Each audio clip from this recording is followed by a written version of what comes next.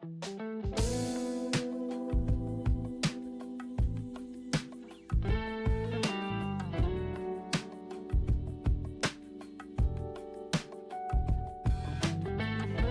computers used only last two digits of years, making 1900 and 2000 on equal platform. Now this problem was intensified and projected towards common public by media in the name of Y2K square. The biggest thing that people were scared about regarding the Y2K problem was that all the computers in the world will malfunction, which might lead to dams will open, letting in floods.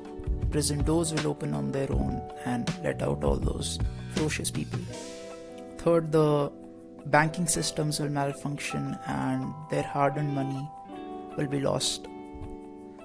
And fourth, the nuclear bombs will detonate themselves, which will eventually all accumulate into the ending of the world. The Y2K problem was based on how numbers were represented on a computer clock. To save on the expensive memories of old days computers, instead of taking the whole year in a date, they just took the last two digits. So the term Y2K is an abbreviation of year 2000, where K is kilo or 1,000 in metric terms.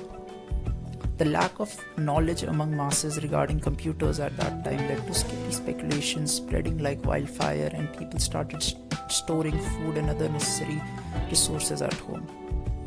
We can say that some of the driving forces of this Y2K panic being technology was advancing at a rapid rate. That could be one. People were not ready for that type of fast technological advancement around them. Second would be less knowledge about usage of personal computers. And third would be information becoming readily available to everyone, giving rise to fake news. People feared that on 1 January 2000, the computers at banks will revert to 00 and interests will be calculated according to data, leading to a crashdown of banking systems around the world.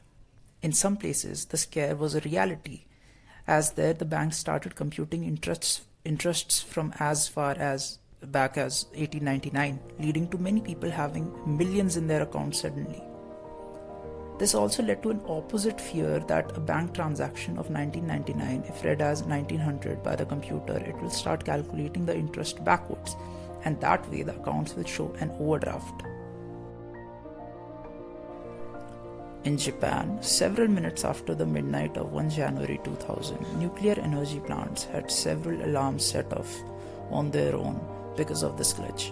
This raised a serious question of whether same is possible regarding nuclear missiles, and if there is a possibility that they might set off on their own in case of such glitches.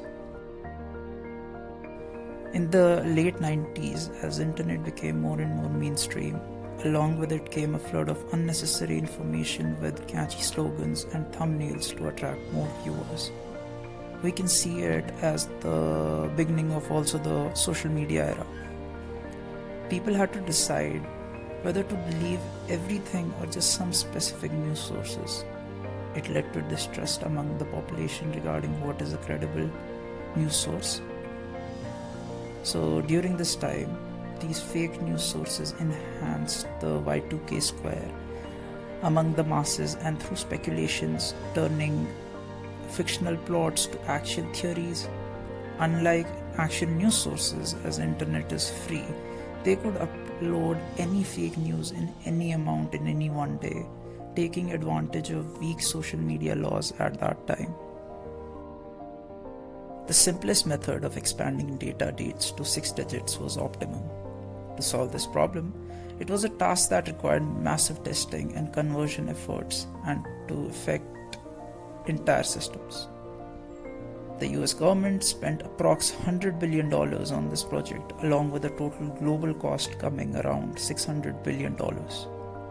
Some countries like Russia and South Korea spent near to nothing on this project because they didn't actually see it as anything serious. And in fact, actually, even after 1st January 2000, they got only few glitches in their systems, but nothing serious.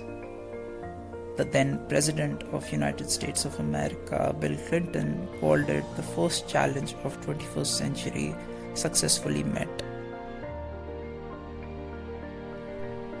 Y2K problem did cause a lot of problems, even if it was more in the side of speculations and fake news than the actual thing it was concerned to.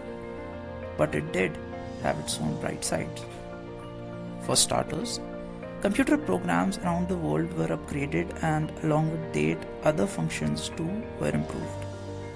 Secondly, even if non-willingly, people had to develop their own understanding regarding new technological advancements happening daily. And lastly, better laws were made to control fake news on internet.